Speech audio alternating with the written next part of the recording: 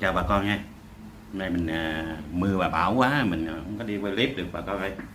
Ở nhà mình đàn hay dở gì cũng gửi đến bà con nghe ha, để có clip tải để bà con xem nha. Mình còn nghiệp mình với bà con.